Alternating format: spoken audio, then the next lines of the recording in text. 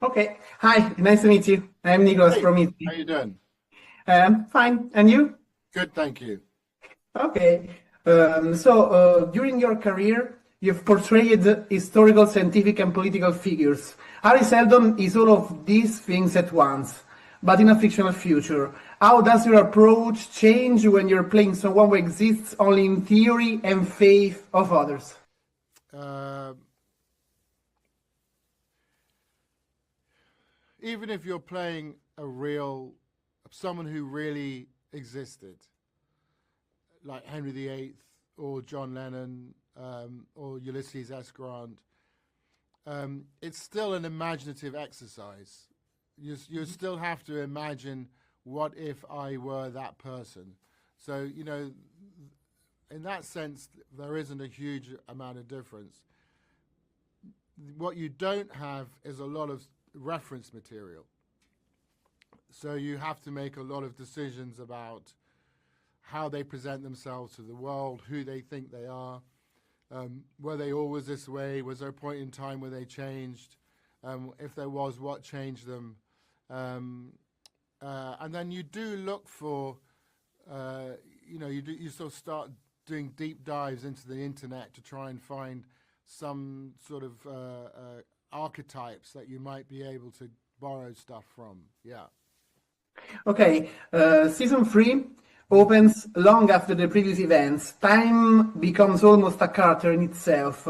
How did you work on the concept of extended time in giving voice and body to Harry, who spans eras yet remains true to his purpose?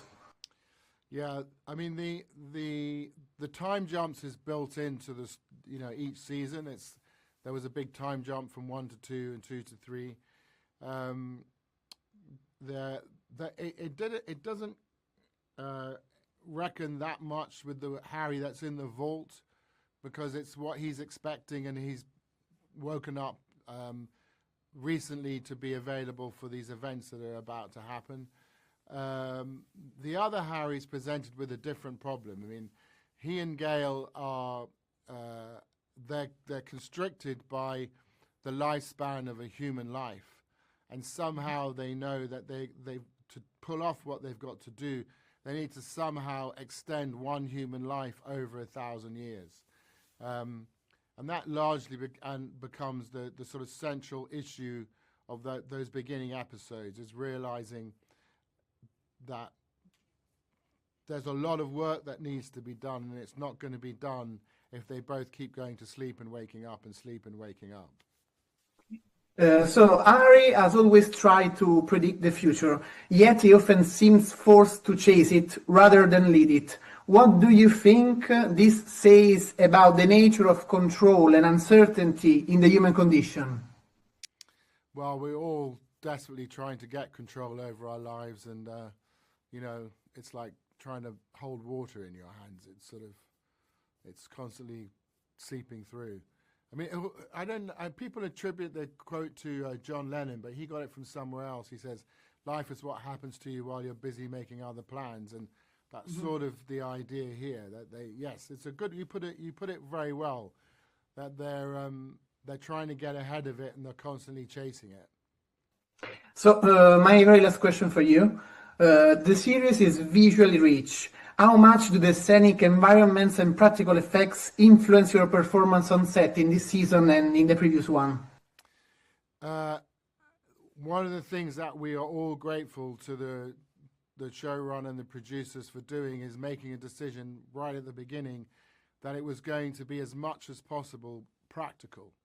So what you see on the screen as an environment, we are actually in and living in and inhabiting, and we weren't going to be standing on green screen boxes and green screen rooms, which is wonderful.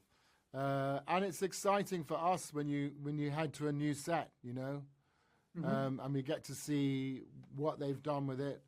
I think my favorite one probably was last season was the Prime Radiant, being inside the Prime Radiant, and that the way they demonstrated and projected, fractured planes and different spaces that all exist on, You had you could walk up a wall and be going sideways, and you could walk down a wall but really be going up.